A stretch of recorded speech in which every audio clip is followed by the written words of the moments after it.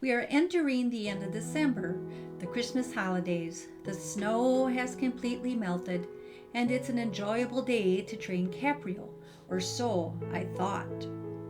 As the early afternoon was approaching, I set an intention to spend some training and education time with Caprio, the 8-month-old colt. So I got ready, dressed warmly, and slowly approached the herd. Then I saw Caprio was resting in the grazing field under the blanket of fluffy white clouds, along with Pokey the pony doing the same. It's as if the clouds were an invitation to take a nap, even if the weather was cold and a little bit windy. When I observed Caprio in a very calm state, I was also aware of what the other horses were doing. This hinted to me two different scenarios.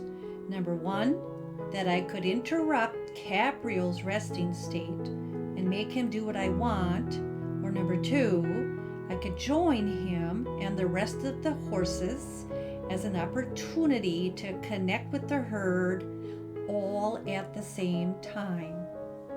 That I could purposely set up a space of connection with the purpose of creating contact and communication through our breathing, our individual energies and nonverbal communication.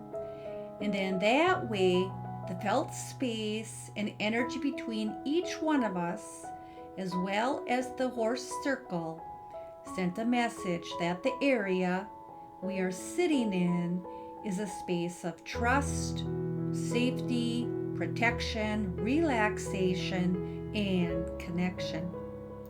So the answer was very clear, and especially with a very young horse, to establish a present moment connection before training. Not to start something because I had an expectation, as that would push a younger horse away, not wanting to be with me. I learned over the years that one of the best ways to train and educate a horse of any age is through developing a trusting connection first, to spend time in their world without an agenda, to just sit in their company and observe them, to listen to them, to become aware of their surroundings as well as what I'm feeling. And I also like to go through a checklist of things I need to do that reminds me of the state of being I need to be in when creating a connection with my horses. I need to read the environment I'm in, the environment the horses are in, its energy level, any loud or high pitched noises, what's the weather like, are there any external factors that might set something off, is there any adrenaline flow among the horses, all the way to what's my energy like, how do I feel, do I feel calm or do I feel rushed or confused? Maybe I feel inspired or happy. Those are just a few of the examples. And then I also need to be flexible and do what is necessary to be safe so I can move forward and be productive with happy horses that want to be with me. Years ago, about 10 years ago, I was attacked by a pit bull while I was riding Ollie on a trail, and that really affected my nervous system. My sensitivity was affected, and that made me so much more aware of my surroundings. Is it safe or not? Does something need to change? What is my intuition telling me that is just so vitally important? And so moving on and entering the favorable environment, I settled in to the left of Caprio, not to get too close to interrupt him. And then Ollie joined us. And then so did Shadow to the right of me.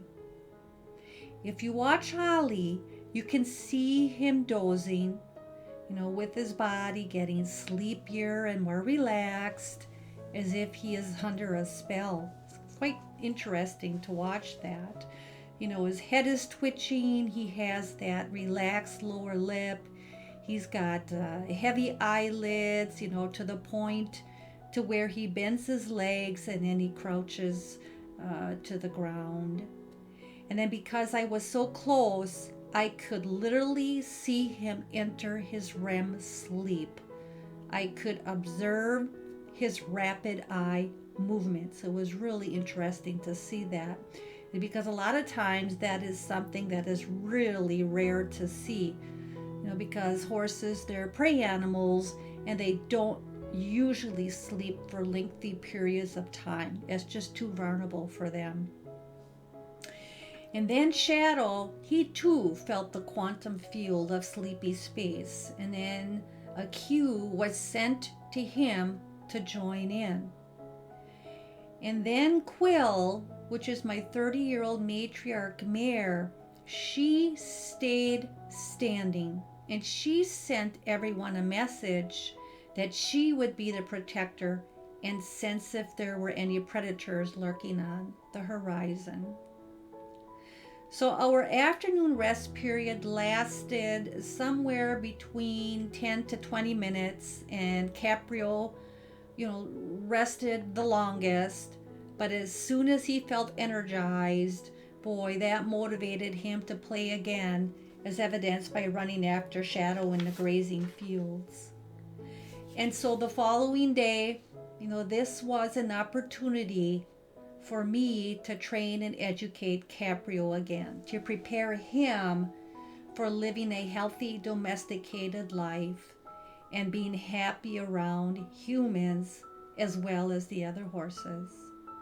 So I hope you enjoyed the video, and may you have a restful holiday season.